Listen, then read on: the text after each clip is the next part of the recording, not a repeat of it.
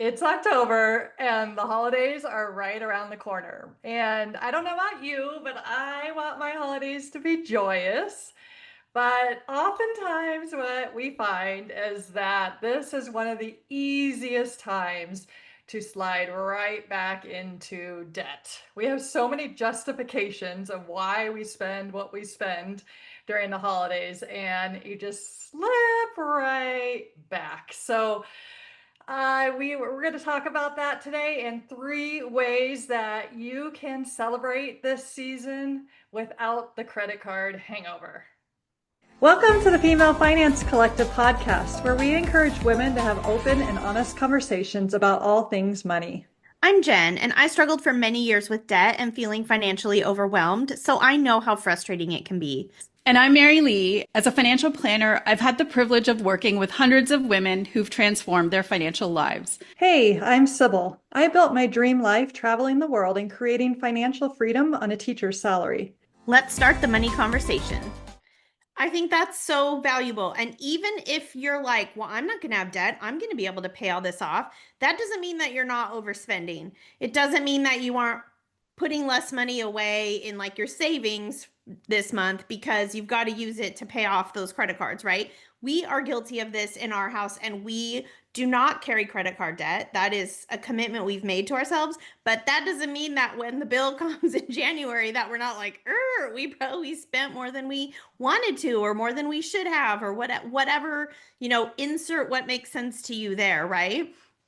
So I think the number one thing is to plan ahead, which is why I'm always like, let's talk about this in October. Because if you plan ahead and set a budget for your holidays, it is so much easier to stick with it, right? And there are strategies and there are things you can do to keep your budget less.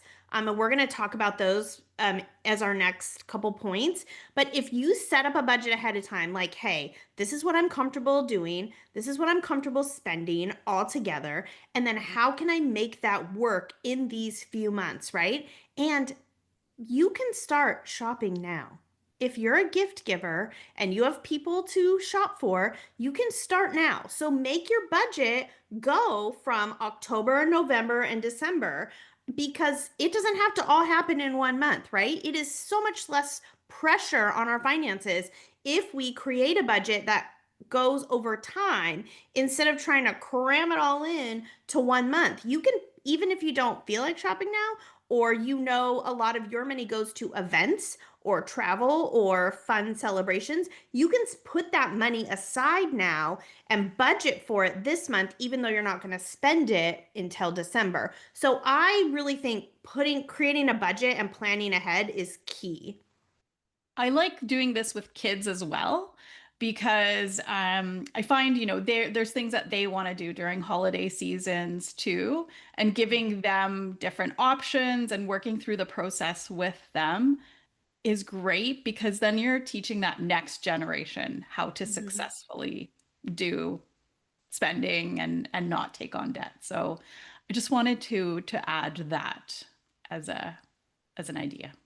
I love I that. love that because this season really is about them in so many ways.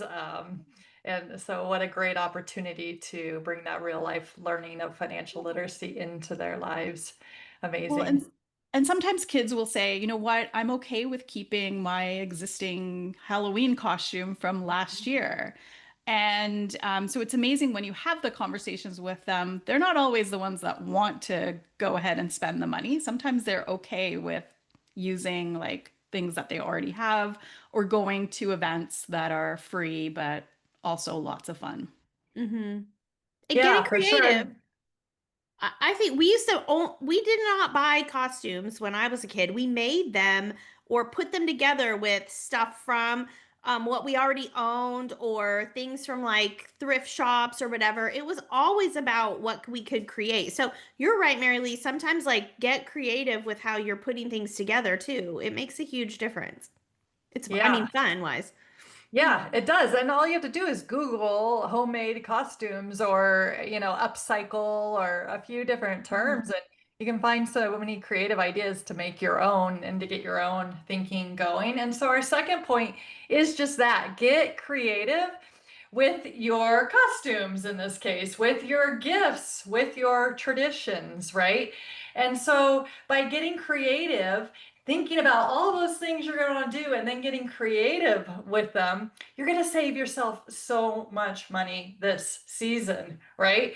So one way that my family does is that we draw names for all the cousins for Christmas gifts.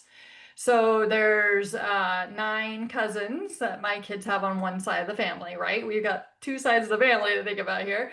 And instead of giving them each a gift, like we maybe did when they were little and we could do smaller things, they're like teenagers now. It's a lot harder. They're drawing names, and then you can be really thoughtful about that one gift. And we also set kind of a range of spend around $25 to $35, for example. You know, it seems to go up every month. It used to be 15. Those days are gone.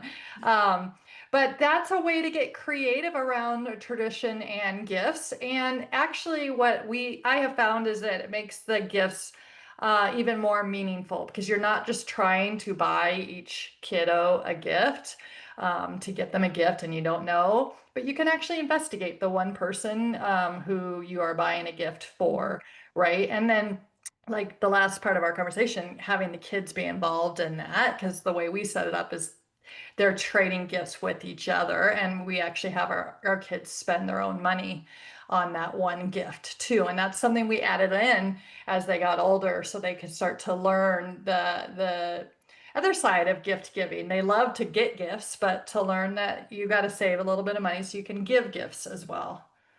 Yeah, there are so many creative ways to celebrate any holiday without spending money or with only spending a small amount, right?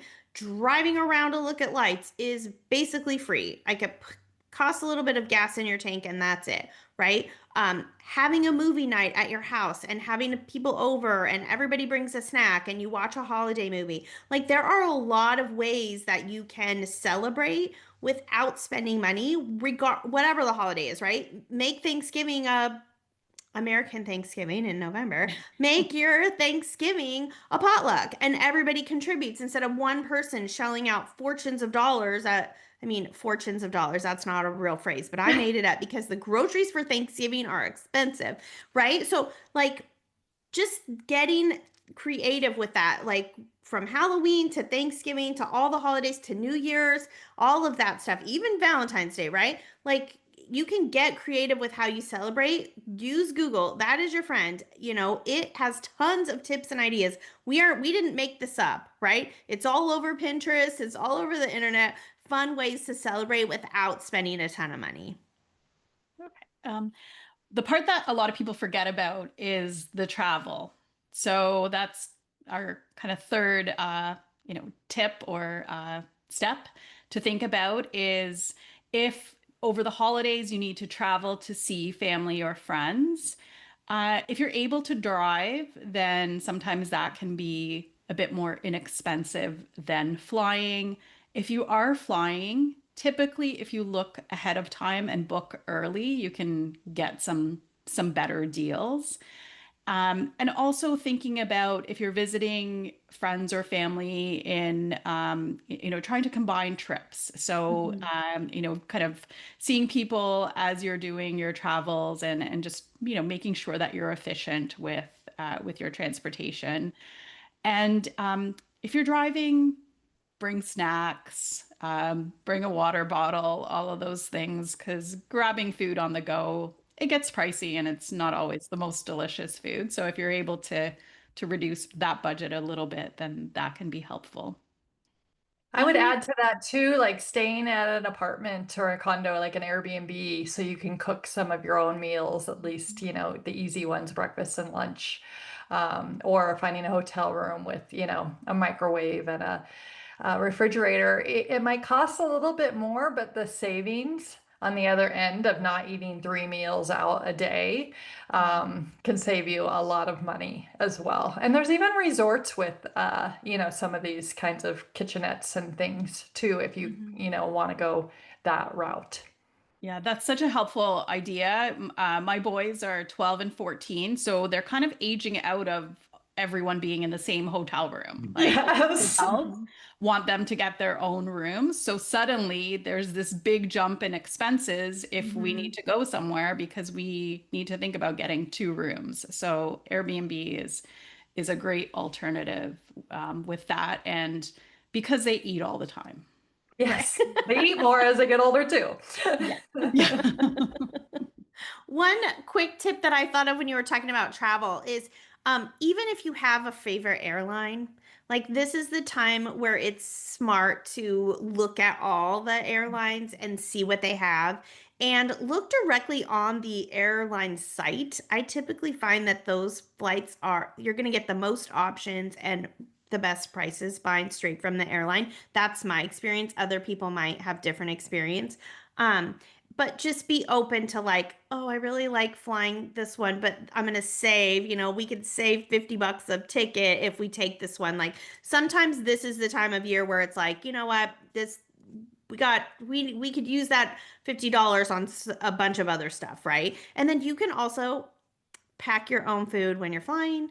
Mhm. There's all those funny videos right now on social media where they're like, oh, we saved $50 taking the 6 a.m. flight, but here we are eating our $50 airport breakfast, right? So you can also like pack a little bag of snacks and take them with you. There's lots of stuff that can go through security. We've been doing that lately, like throwing protein bars and, like chomps and that kind of stuff in our bag and taking them with us and trying really hard not to pay for the meal at the airport because that does add up too. So, just another example of ways you can start to think like, ooh, how could I make this just a little bit more affordable? I think that's the key is just thinking outside the box a little bit and doing something different than you've done before. It's crazy how you can come up with some ideas or ways you can save that you didn't really consider before. Yeah, I totally agree. So plan ahead, right? That's the number one thing. Get creative and make your travel really smart if you are traveling during this season. So thank you so much for being here with us today. Um, be sure to like and subscribe to our channel. Check out the show notes, and we'll see you next week.